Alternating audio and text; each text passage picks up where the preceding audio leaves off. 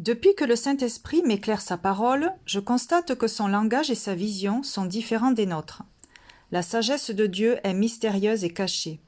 Alors, comment voir Dieu? Vous allez me répondre par ce verset. L'Éternel dit, « Tu ne pourras pas voir ma face, car l'homme ne peut me voir et vivre. » D'après notre compréhension naturelle, cela veut dire que jamais personne n'a pu voir le visage de Dieu, de son vivant, et que nous le pourrons qu'une fois mort physiquement.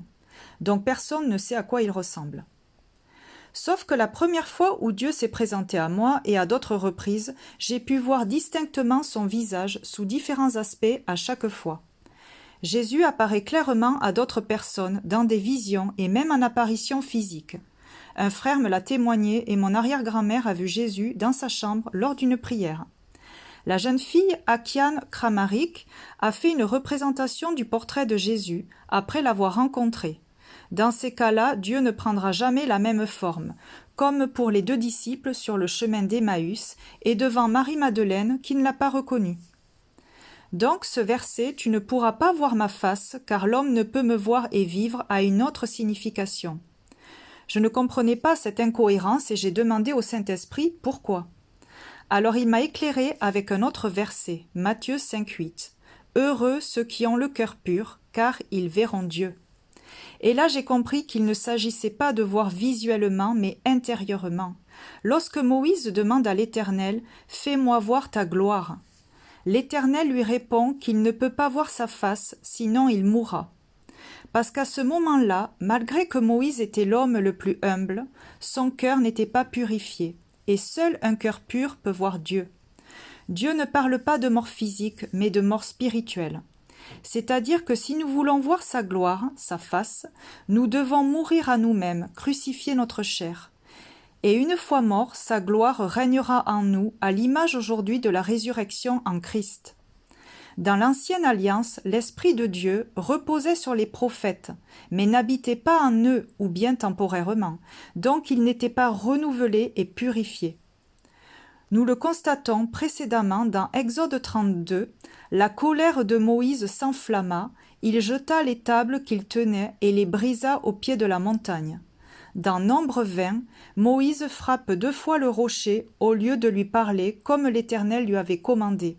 Nous voyons bien des traits de personnalité charnels. Comme le dit Psaume 11, « Oui, le Seigneur est juste, il aime tout ce qui est juste, et ceux qui ont le cœur pur pourront voir son visage. » Ce verset rejoint bien « Heureux ceux qui ont le cœur pur, ils verront Dieu. » Psaume 13, « Tu me caches ton visage, mais jusqu'à quand? Tous les jours je me fais du souci, et mon cœur est rempli de tristesse, mais jusqu'à quand? Un cœur triste ne peut pas voir Dieu, mais un cœur joyeux, oui, car il est vivant, alors qu'un cœur abattu est conduit à la mort. David utilisait le langage de Dieu, et lorsqu'il parle de vie et de mort, cela est spirituel. Psaume 27. Je pense à ce que tu as dit, cherchez mon visage. Seigneur, c'est ton visage que je cherche. Visage ou face, selon les versions. Alors, comment chercher sa face pour le voir? C'est premièrement en recherchant son royaume et sa justice, c'est-à-dire en se confiant en lui et en pratiquant la vérité. Matthieu 18. Car je vous dis que, dans les cieux, leur ange voit continuellement la face de mon Père, qui est dans les cieux. Les anges n'ont pas besoin d'enlever leurs souliers pour être dans la présence de Dieu, car ils y baignent constamment, n'ayant point de péché en eux. Jean 1, 18. Personne n'a jamais vu Dieu. Le Fils unique qui est dans le sein du Père est celui qui l'a fait connaître. Celui qui a vu le Père. Celui qui m'a vu a vu le Père. Comment peux-tu dire, toi, montre-nous le Père? Ne crois-tu pas que moi je suis dans le Père et que le Père est en moi? Seul Jésus a pu voir la face du Père, car il habite sans cesse en lui. Jésus est la vérité de Dieu. Si nous croyons cela, alors nous comprenons que si Christ vit en nous, c'est-à-dire si la vérité est en nous, alors nous aussi nous verrons la face du Père, car ils ne font qu'un, et nous un avec eux. Le verbe voir a une autre dimension que la nôtre. C'est par la foi que nous pouvons voir Dieu. Ne t'ai-je pas dit, si tu crois, tu verras la gloire de Dieu? Cette gloire en nous qui nous ressuscitera à l'image de Dieu pour pouvoir contempler sa face.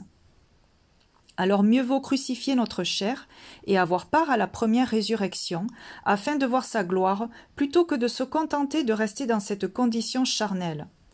Car à son retour, il viendra avec les nuées, et tous le verront, même ceux qui l'ont transpercé, et toutes les tribus de la terre se lamenteront à son sujet.